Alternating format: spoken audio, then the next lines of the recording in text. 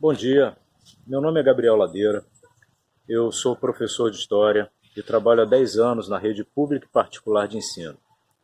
E hoje eu quero declarar as razões pelas quais eu vou estar votando em Jair Messias Bolsonaro para a presidência da República em 2018. Primeiramente, porque hoje o principal problema da educação pública no Brasil é a questão da indisciplina escolar. Se esse problema da indisciplina escolar não for resolvido, não adianta você investir mais não sei quantos bilhões de reais na educação, que vai tudo pelo ralo abaixo. Os brasileiros têm acompanhado pelas redes sociais diversos casos de professores que vêm sendo agredidos em sala de aula.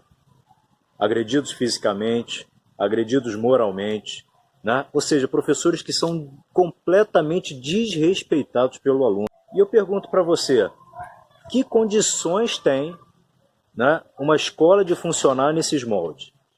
E isso não são exceções. Não são exceções. O problema da indisciplina escolar afeta a todas as escolas do nosso Brasil, em níveis, em graus diferentes. Eu vou dar um exemplo para vocês. Uma vez eu trabalhei num CIEP. CIEP são escolas muito grandes, então esse CIEP deveria ter uns 500 alunos por turno, pelo menos isso. E esse CIEP estava se tornando uma escola impossível de se trabalhar. Impossível de se trabalhar, tamanha era a indisciplina dos alunos. Era aluno mandando o professor tomar naquele lugar, mandando o diretor a tomar naquele lugar, mandando o inspetor tomar naquele lugar. Os alunos faziam o que bem entendiam. Ele queria levantar e sair de sala, ele saía. Ele queria voltar, ele voltava. Fazia o que queria dentro da escola. E eram alunos muito conscientes dos seus direitos, né? Qualquer coisinha, eu conheço meus direitos, eu vou na delegacia, eu vou no conselho tutelar. E aí nós tínhamos um quadro de uma escola de 500 alunos. Só essa escola pensa quanto custa manter ela. Né? 500 alunos que estavam sendo privados da possibilidade de uma educação de qualidade, né, por conta da delinquência juvenil. Mudou a direção da escola e a nova direção veio com uma proposta de moralizar a escola, disciplinar a escola. E essa nova direção chegou quente. Na verdade, eles pretendiam pegar 2 alunos apenas, que eram os mais delinquentes, que estavam num nível absurdo já, e botar para fora da escola. Isso a direção nova queria fazer, para começar a dar o exemplo de que a ordem tinha chegado naquela escola. Sabe o que aconteceu? A direção teve que comprar uma briga de foice para conseguir botar 2 delinquentes para fora da escola. Era todo dia o conselho tutelar batendo na escola, mostrando ECA para a diretora e falando, olha, todas as crianças têm o direito à educação, você não tem o direito de botar eles para fora da escola. E não era nem expulsar os alunos, porque você veja, hoje não existe a possibilidade de expulsão de um aluno, não existe essa possibilidade.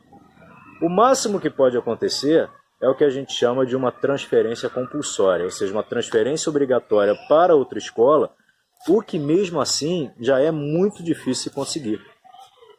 Então você vê, você não pode expulsar o aluno, não pode. O aluno pode fazer o que quiser, que ele tem, todos têm direito à educação.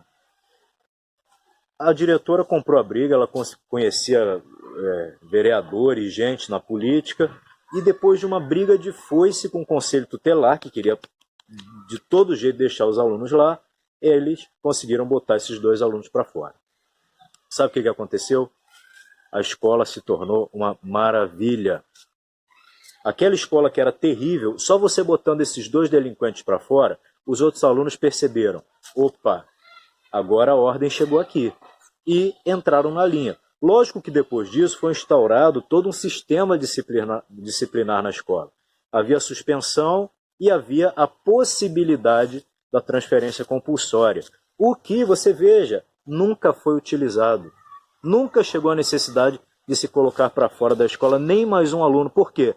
Bastou o exemplo dos 2 e os alunos saberem da possibilidade deles saírem da escola, que a indisciplina escolar chegou a praticamente 0. E aquela escola que era terrível de você trabalhar se tornou uma escola maravilhosa de se trabalhar, com uma medida simples e efetiva. Então é um escracho o que os professores vêm passando em sala de aula hoje no Brasil.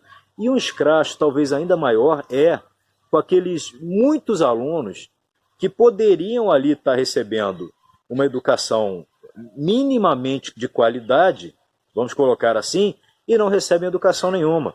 E sabe com quem mais isso é um escracho? Isso é um escracho com você, contribuinte, porque todo esse sistema brasileiro de educação, que se não me engano custa 110 bilhões de reais por ano, posso estar enganado, mas eu acho que é isso, todo esse dinheiro vem do contribuinte. Então, isso é um escracho com o dinheiro do contribuinte. E isso tudo em nome de bandeiras como a bandeira da inclusão. Então, pela inclusão, você não pode botar nenhum delinquente para fora da escola. E se você não pode botar nenhum delinquente, o que você está fazendo de fato? Você está excluindo da possibilidade de educação, não é verdade? Os outros 500 alunos. Então isso não é um processo de inclusão, isso é um processo de exclusão. Exclusão porque para proteger o pilantra, que está acabando com uma escola, você acaba privando da educação todos os outros que deveriam estar num ambiente minimamente disciplinado para haver a possibilidade de aprendizagem. Então, essa mesma lógica que leva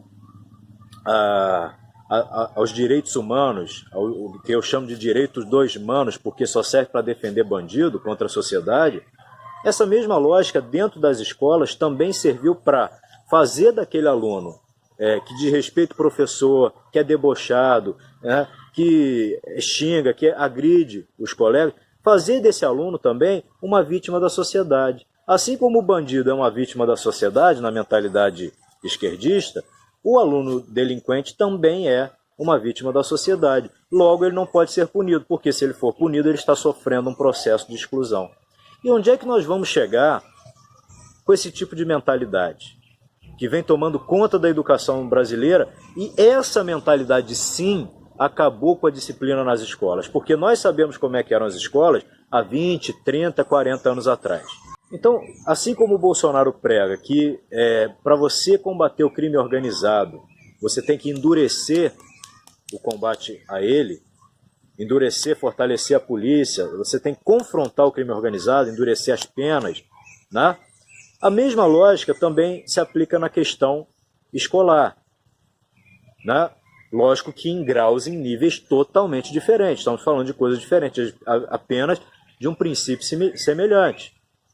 Então você observa, quando eu estive observando as falas do Jair Bolsonaro sobre educação, e até nos debates, quando ele é perguntado sobre educação, ele sempre coloca no foco da questão, né, que os professores têm que ser respeitados em sala de aula, que não tem condição da educação continuar com esse nível de desrespeito. Isso foi falado, por exemplo, no primeiro debate presidencial, quando o Ciro levantou essa pergunta para ele da educação.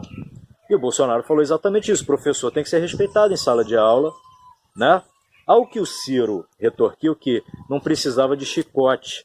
Ou seja, então agora você ter disciplina escolar é chicote.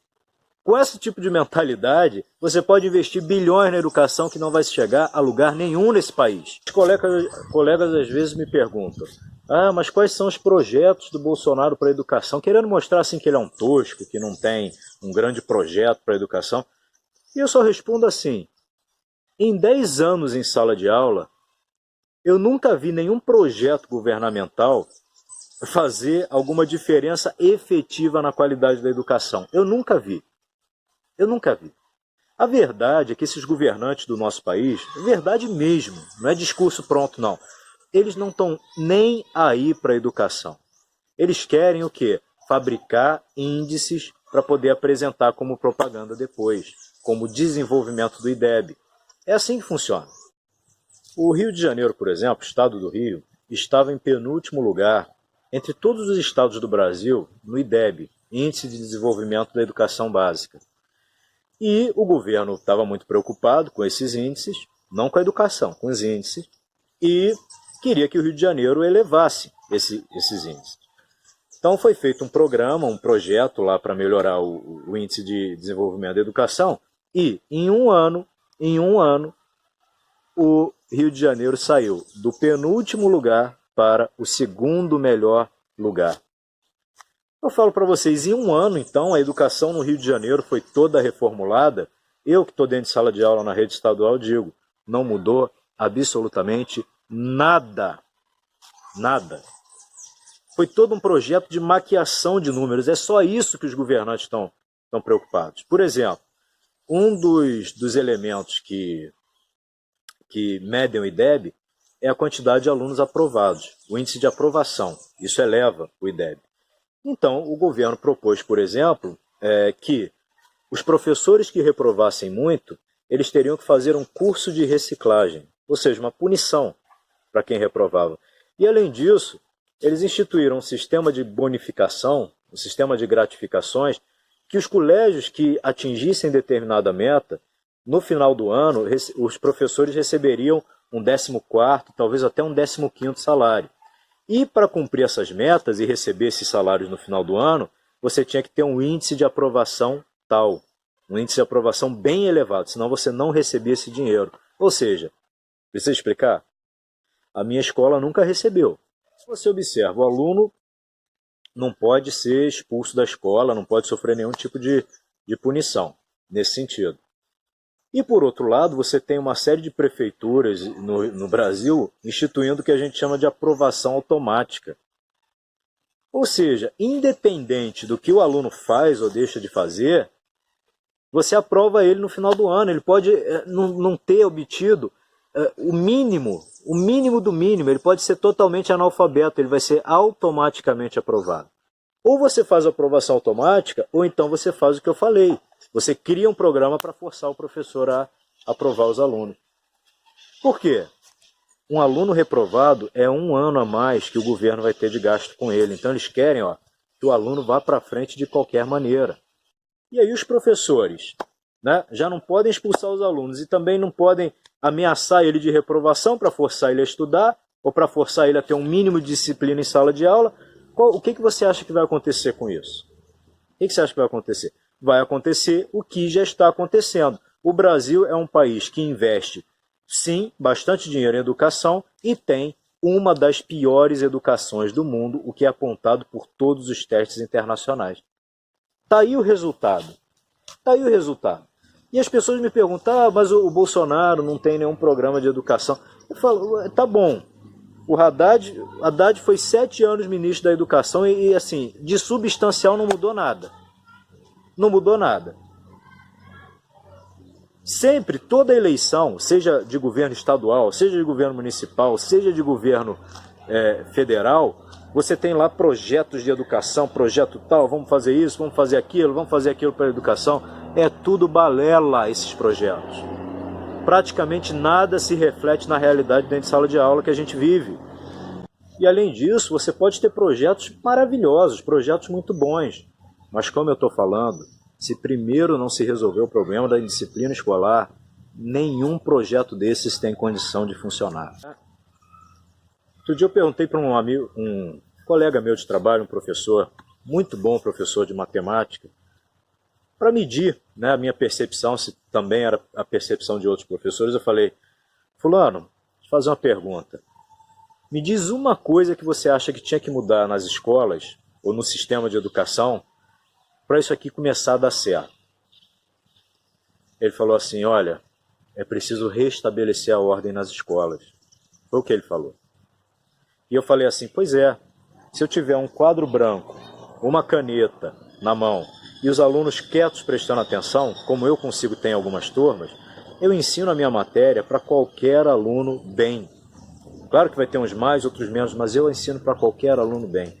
Ele falou, eu também a mesma coisa. Aí ele complementou assim, pois é, esses recursos todos tecnológicos que estão sempre nas propostas de governo de botar tecnologia nas escolas, não é isso que é o determinante da educação. Não é isso que vai fazer a diferença. Isso tudo pode ser muito bom, pode ajudar muito você ter conexão na internet, você ter um projetor, você poder passar vídeo para os alunos, ótimo isso, mas isso não é o principal. O principal é estabelecer a ordem nas escolas para que os bons professores tenham condições mínimas de trabalhar. Sabe, é uma tendência do pensamento esquerdista querer pegar um problema pontual e querer dissolver esse problema pontual e objetivo numa sopa de vários outros problemas que teriam que ser resolvidos antes para se resolver esse problema pontual. Por exemplo, a questão da criminalidade. Você tem a criminalidade aumentando em larga escala no Brasil, ao ponto que a gente chega a ser o país com o maior índice de homicídios por ano. E aí você, sabe, lembra da solução simples que eu falei? Da solução simples dos 2 alunos que foram colocados para fora da escola e a escola inteira começou a funcionar? Então você tem que ter, o crime não pode compensar. Se o crime compensar, é lógico que vai ter muita gente que tem defeito em formação de caráter, isso tem muito, e isso passa pela escola também, que vai debandar para esse lado. O crime tem que ser punido com vigor, principalmente crimes que envolvam vidas alheias e esse tipo de coisa. Né? E aí o que acontece? Mas aí diz a mentalidade esquerdista, né? Ah, mas o crime ele é a consequência de outros fatores. Logo, nós temos que buscar as raízes do problema. Esse negócio de raízes do problema é muito típico do discurso esquerdista, né? Temos que buscar as raízes do problema. Aí tá, quais são as raízes do problema? Ah, é a desigualdade social, é a má distribuição da riqueza, é a pobreza, é tudo isso. Ah, então, essas são as verdadeiras causas da criminalidade. Então, isso é que nós temos que atacar. Né? O bandido, ele só é uma vítima da sociedade. Por quê? Né? Segundo o pensamento marxista, a burguesia ela rouba o valor do trabalho do proletariado. Logo, quando um bandido vai lá e assalta um burguês, no caso, ele só está o quê? Estaria o quê? Se reapropriando do que o burguês teria roubado dele. Daí eu entendo Márcia Tiburi, candidata a governadora do estado do Rio de Janeiro, dizendo que vê uma lógica no assalto. É isso.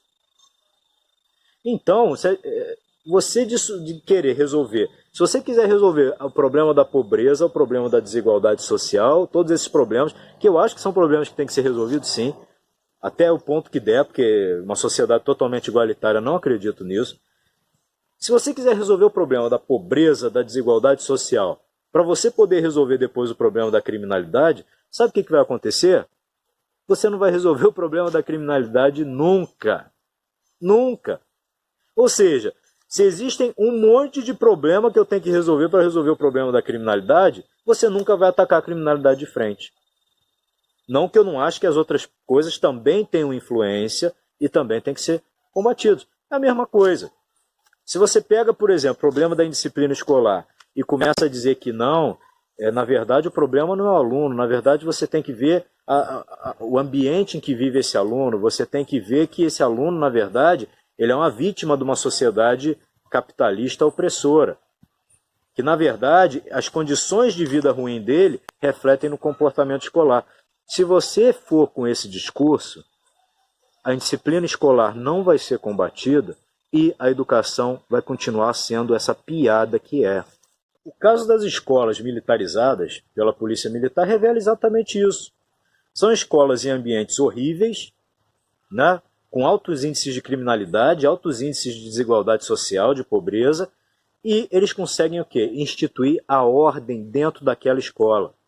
Instituindo a ordem dentro daquela escola, os alunos começam a ter condições de receber uma educação adequada. Só assim, só com a ordem você consegue dar uma educação adequada.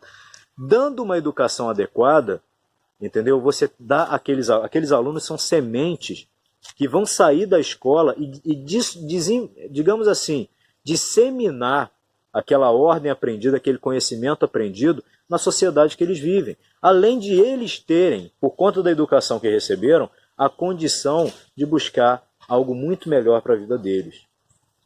E o modelo de inclusão, o modelo de você ver os delinquentes escolares como vítimas da sociedade, o que gera isso? Isso gera uma escola onde as pessoas mais humildes elas estão sendo privadas do direito à educação. É isso que está acontecendo. Mas isso tudo que eu estou falando é chicote, né, seu Ciro Gomes? É chicote isso, né? Outro ponto fundamental que eu observo na campanha do Jair Bolsonaro a respeito da educação é a questão da defesa de uma escola sem viés ideológico. sem viés, o ensino é mais livre, principalmente o ensino na área das humanas, história, geografia, sociologia, filosofia, né? Você tem um ensino sem um viés marxista tão forte, um viés esquerdista tão forte. Isso eu sou testemunho, eu sou professor de história. Eu afirmo para vocês, é óbvio que a história que é ensinada nas escolas, ela é manipulada. Ela é uma história que ela visa sempre, digamos assim, minimizar tudo de ruim que o comunismo fez, por exemplo, ou mesmo simplesmente não apresentar, ignorar todo aquele longo histórico de crimes do comunismo, entendeu? E ao mesmo tempo mostrar como o sistema capitalista é errado. Eu vou fazer vários vídeos para você entender do que eu estou falando, que isso aí é uma coisa séria que acontece. Então isso é uma coisa que tem que ser combatida também, para ontem. Para ontem, por quê? Você só entende, por exemplo, um candidato do PT com uma vice do PCdoB, comunista, lutando a favor da democracia contra o ditador Jair Bolsonaro, você só entende um quadro doido desse quando você entende a manipulação que acontece no ensino de história nas salas de aula. É óbvio, é óbvio. Outro ponto. Eu sempre falei com meus amigos o seguinte, as pessoas têm uma tendência a querer dar a melhor educação para os filhos no ensino médio e não no ensino fundamental. No ensino fundamental, deixa o filho estudando em qualquer escolinha, mas junta dinheiro para quando chegar no ensino médio, pagar a melhor escola para os filhos. Eu falo com eles, vocês estão errados.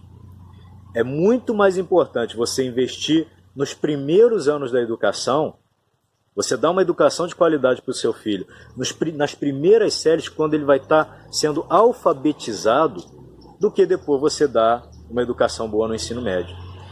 Se o aluno não for alfabetizado de forma adequada, se ele não aprendeu o raciocínio lógico, matemático lá no início de forma adequada, quando chegar no ensino médio, tem coisas que não tem conserto não. Ou por outra, o conserto é muito difícil.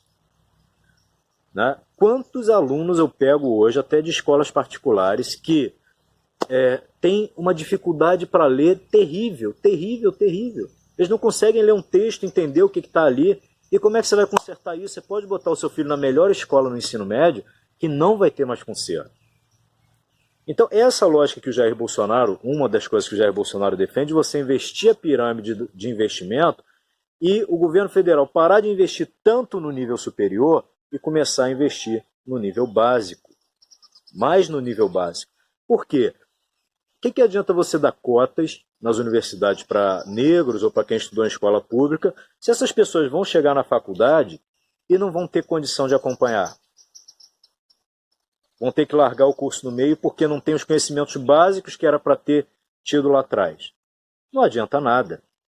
Não adianta nada. Muitos até terminam o curso, mas às vezes terminam do jeito que não é muito certo, comprando trabalho de conclusão de curso, né? Colando, e vão ser profissionais maravilhosos, né?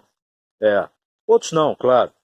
Mas, quando você investe na educação básica e você dá uma educação de qualidade, né, lá na raiz, né, esse aluno não vai nem precisar de cota para entrar numa universidade. Ele vai poder concorrer de forma igual com quem estudou numa escola particular, por exemplo. Então eu já tenho aí 3 pontos muito fortes para apoiar Jair Messias Bolsonaro na questão da educação.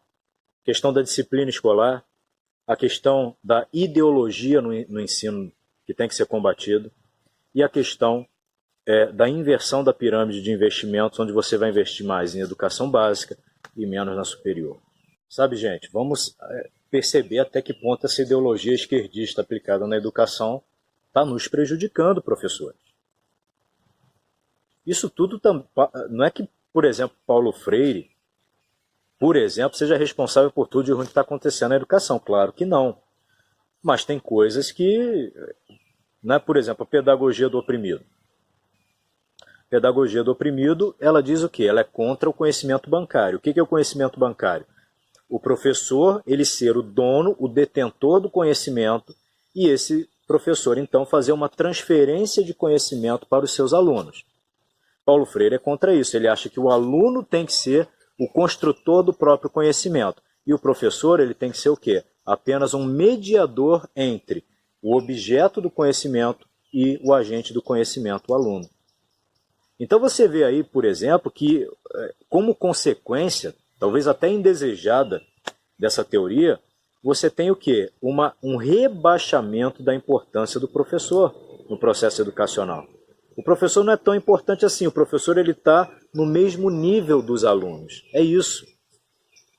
Eu, por exemplo, falo na minha área de história.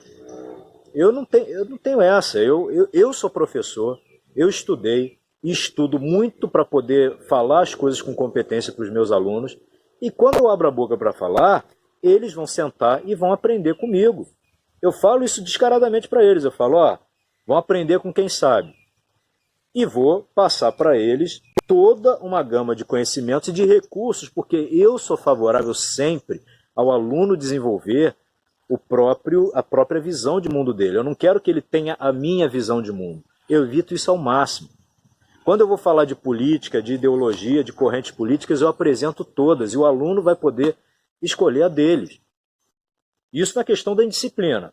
E quando a gente fala na questão da ideologização do ensino, nesse mesmo livro Pedagogia do Oprimido, o Paulo Freire defende que a escola ela é um instrumento de reprodução das relações de classe burguesas.